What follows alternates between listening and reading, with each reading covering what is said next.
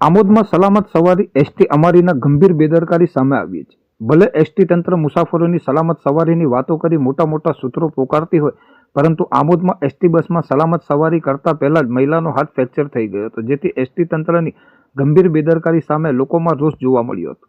Amod railway station પાસે રહેતા ચંપાબેન મગનભાઈ વસાવા, ઉંમર વર્ષ 50, આમોદથી ભરૂચ જવા માટે નીકળ્યા હતા. તેઓ આમોદ ચોકડી ઉપરથી ભરૂચ જતી એસટી બસ નંબર GJ18Z 7829 નંબરની બસમાં ચડવા જતા હતા, ત્યારે એસટી બસના ચાલકે બસ અચાનક ચાલુ કરી દેતા મહિલા મુસાફર ચંપાબેન વસાવાનો ડાબો હાથ બસના દરવાજામાં ફસાઈ ગયો હતો અને તેઓ નીચે ફસડાઈ ગયા હતા, જેથી તેમનો ડાબો હાથ ફ્રેક્ચર થઈ ગયો હતો. તેઓને તાત્કાલિક રિક્ષા મારફતે આમોદ સામૂહિક આરોગ્ય કેન્દ્ર ખાતે લાવવામાં આવ્યા હતા, જ્યાં તેઓને પ્રાથમિક સારવાર આપ્યા બાદ વધુ સારવાર માટે ભરૂચ સિવિલમાં રિફર કરવામાં આવ્યા હતા. આ બાબતે તેઓના ભાઈ દીપક વસાવાએ જણાવ્યું હતું કે મારું બહેન આમોદથી ભરૂચ જવા માટે બસમાં ચડતા હતા, ત્યારે બસના ચાલકે બસ ઉપાડી મૂકતા મારી બહેનનો હાથ દરવાજામાં ફસાઈ ગયો હતો અને હાથમાં ફ્રેક્ચર થયું હતું.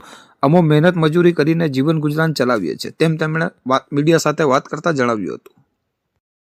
નામ છે ભાઈ તમારું? દીપકભાઈ મગનભાઈ વસાવા. તો શું બનાવું ભાઈ ને આ બસ પર તમારી બેન જતા હતા? ભરૂચ જવા માટે નીકળી હતી.